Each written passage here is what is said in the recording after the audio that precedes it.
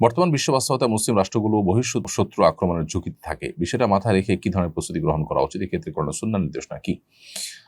কোরআন কারীমে আল্লাহ তাআলা আমাদেরকে পরিষ্কার নির্দেশ করেছেন, ওয়াইদুল লাহুম মাসতাতা'তুম মিন কুওয়া, তোমরা তাদের জন্য, তোমাদের শত্রুদের জন্য প্রস্তুতি গ্রহণ করে থাকো। এতে কি হবে? আল্লাহর দুশমন, তোমাদের দুশমন যারা আছে তাদেরকে তোমরা সতর্ক করতে পারবে, তাদেরকে তোমরা বার্তা দিতে পারবে, তারা ভীত সন্ত্রস্ত থাকবে তোমাদের উপরে। তো এই জন্য প্রস্তুতি গ্রহণ করার নির্দেশ স্বয়ং আল্লাহ তাআলা কোরআনেই করেছেন, এবং এই আয়াতের ব্যাখ্যায় পরিষ্কারভাবে নবী সাল্লাল্লাহু আলাইহি ওয়াসাল্লামের হাদিস রয়েছে, মুফাসসিরিন ইকরামের পরিষ্কার উক্তি রয়েছে যে এখানে প্রস্তুতি বলতে আলা আন্নাল কুওয়াতা আর-রামি, এখানে যুদ্ধের প্রস্তুতির কথা বলা হয়েছে। অতএব সেটি করাটা গুরুত্বপূর্ণ, আমাদের সেটা করতে হবে। বিশেষ করে আমরা প্রত্যেকটা মানুষই, বিশেষ করে যারা মুসলমান, তারা তাদের জীবনকে আল্লাহর উদ্দেশ্যে নিবেদন করা এবং শাহাদাতের মৃত্যুর তামান্না করা, এটা তাদের জীবনে অন্যতম স্বপ্নের জায়গা। আজকের পৃথিবী আমাদেরকে জেহাদকে আমাদের কাছে এমনভাবে তুলে ধরেছে যে জেহাদ মানেই বা আল্লাহর জন্য লড়াই করা মানেই হলো সন্ত্রাস, নাউজুবিল্লাহ। যার কারণে অনেক মুসলমানও আমরা দ্বিধাদ্বন্দ্বে ভুগি এ ব্যাপারে, এবং আমরা বিভ্রান্তিতে পড়ে যাই, অনেকে ঈমান হারা হওয়ার মতো অবস্থায় চলে যাই। এটা ঠিক যে জেহাদের নামে যদি কেউ অন্যায় করে, সন্ত্রাস করে, সেটা তো সন্ত্রাস, অবশ্যই নিষিদ্ধ। বাট জেহাদ যদি এই যে আপনার জেহাদ, যে কোরআন সুন্নাহ যে জেহাদের কথা বলেছে, সেই জেহাদ যদি হয়তো সেটা কেন সন্ত্রাস হতে যাবে? সেটাকে শুধু বিশ্বাস করা নয়, বরং আল্লাহ শক্তি, সামর্থ্য, তৌফিক, সুযোগ দিলে সেটাতে সামিল হয়ে শাহাদাতের মৃত্যু এটা কামনা করা, এটা বরং ঈমানদারের জন্য গুরুত্বপূর্ণ। বিধায় এই সব বিষয়গুলোর আলোচনা পর্যালোচনাও এটা জেহাদের অংশ। বিধায় সেটা আমাদের মধ্যে থাকতে হবে। এটা যদি না থাকে তাহলে সেক্ষেত্রে আমাদের আজকে যে দুরবস্থা দেখতে পাচ্ছি মুসলিম মিল্লাতের, সেটি আরো বাড়তেই থাকবে। যুদ্ধের সময় মুসলিম যোদ্ধাদেরকে ইসলাম কি কি বিষয় লক্ষ্য রাখার নির্দেশনা দিয়ে থাকে? যে কোনো যুদ্ধে একজন মুসলিম যখন অংশগ্রহণ করবেন, তার প্রথম আল্লাহর এবং আল্লাহ রসুলের পক্ষ থেকে প্রথম নির্দেশনা তার প্রতি যে এই যুদ্ধ হবে আল্লাহর খাতিরে। এটা কোনো জাতীয়তাবাদের চেতনা থেকে বা এটা কোনো অঞ্চলের প্রতি শুধুমাত্র আপনার কমিটমেন্টের জায়গা থেকে হবে না, বা অন্য কোনো উদ্দেশ্য হবে না। যুদ্ধ হবেই এই জন্য যে আমি আল্লাহকে সন্তুষ্ট করতে চাই এবং যুদ্ধের মাধ্যমে আল্লাহর কালিমাকে, আল্লাহর পতাকাকে, এটাকে বুলন্দ করতে চাই, জুলুমের পতন ঘটাতে চাই, কিন্তু তার বিনিময় চাই আল্লাহ তাআলার কাছে। এটি হবে একজন মুসলিমের যে কোনো যুদ্ধের ক্ষেত্রে সর্বপ্রথম আপনার লক্ষণীয় বিষয়। সেটি যদি না থাকে তাহলে এটি ইবাদত হিসেবেই গণ্য হবে না। এখানে জীবন দানটাই আল্লাহ তাআলার কাছে শাহাদাত হিসেবে গণ্য হবে না। এটি আমাদের মাথায় রাখতে হবে। আর যদি আমরা আল্লাহর সন্তুষ্টির জন্য, আল্লাহর কালিমাকে বুলন্দ করবার জন্য, কিংবা জুলুমকে প্রতিহত করবার জন্য আল্লাহর কাছ থেকে সওয়াবের আশায়, বিনিময় পাওয়ার আশায় আমরা যুদ্ধ করি, তাহলে সেটি ইবাদতে পরিগণিত হবে, সেই জীবনদানটা শাহাদাতের জীবনদান হবে।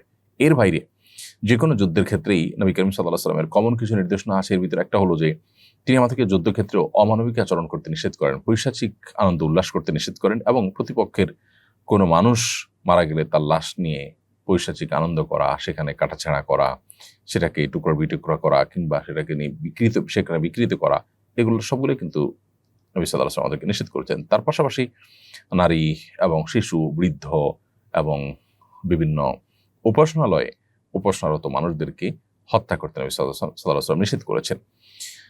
অতএব সে সমস্ত নিষেধাজ্ঞাগুলোকে মেনে একজন মানুষকে রণাঙ্গনে কাজ করতে হবে যদি তিনি মুসলিম হয়ে থাকেন।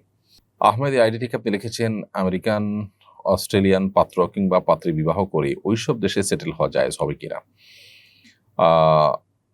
প্রথম কথা হলো যে আপনি যে কোনো দেশে সেটেল হবেন, সেই সেটেল হওয়াটা যদি হয় অমুসলিম প্রধান এলাকাতে, তাহলে সেখানে শুধুই জাগতিক কারণে একটু উন্নত জীবনযাপন করার জন্য সেটেল হতে গেলে সেটি নাজায়েজ হবে। কারণ নবী করিম সাল্লাল্লাহু আলাইহি ওয়াসাল্লাম বলেছেন, আনা বারিউম মিন কুল্লি মুসলিমিন মুকিমিন বাইনা আযহুরিল মুশরিকিন। যে মুসলিম মুশরিকদের মধ্যে, কাফিরদের মধ্যে বসবাস করে, তার ব্যাপারে আমি মুক্ত, তারপরে কোনো দায়িত্ব আমি গ্রহণ করব না। অর্থাৎ সে বেঈমান হয়ে যাক অথবা তার ঈমান পরিবেশের কারণে প্রভাবিত হয়ে নষ্ট হয়ে যাক, এবারে কোনো দায়িত্ব নবী সাল্লাল্লাহু আলাইহি ওয়াসাল্লাম নিবেন না। খুবই ভয়াবহ একটি ব্যাপার। তো এই জন্য অমুসলিম প্রধান এলাকাতে বসবাস করলে আমাদের উদ্দেশ্য হতে হবে প্রথমত সাময়িক পড়াশোনা, ব্যবসা বাণিজ্য ইত্যাদির জন্য বসবাস, অথবা স্থায়ী বসবাস হলেও সেখানে আমাদের উদ্দেশ্য হবে মূলত দিন প্রচার, দাওয়াতি কাজ, আল্লাহর দিনকে সেখানে রিপ্রেজেন্ট করা, মানুষের কাছে পৌঁছে দেওয়া। এটা যখন আমাদের টার্গেট হবে তখন আমরা নিজেরা সিরিয়াস দিনদার হব এবং আমাদের ঈমান আমলকে হেফাজত করতে পারবো। বহু মানুষ আছেন যারা এ সমস্ত পরিবেশে গিয়ে নিজেদেরকে হারিয়ে ফেলেছেন, তারা কুফুরির যে স্রোত সে স্রোতে ভেসে গেছেন এবং ঈমান হারা হয়ে গেছেন। অনেকে নিজেরা টিকতে পারলেও তাদের পরবর্তী জেনারেশন ধ্বংস হয়ে গেছে, আবার অনেকে দ্বিতীয় জেনারেশনকে টিকাতে পারলেও তৃতীয় জেনারেশন নষ্ট হয়ে গিয়েছে। এই জন্য এ সমস্ত জায়গায় যেতে হবে মূলত দ্বীনি চেতনা থেকে। দ্বীনি চেতনা থেকে যদি কেউ যান, তাহলে সেভাবে তার সন্তানদেরকে, তার সন্তান বা তার সন্তানদেরকে এভাবে প্রজন্ম পরম্পরা তারা টিকিয়ে রাখতে পারবেন এবং নিজেদের ঈমান আমল টিকিয়ে তারপর দাওয়াতি কাজ করার স্কোপ তখন তৈরি হবে যখন তাদের মূল উদ্দেশ্যই হবে দাওয়াত।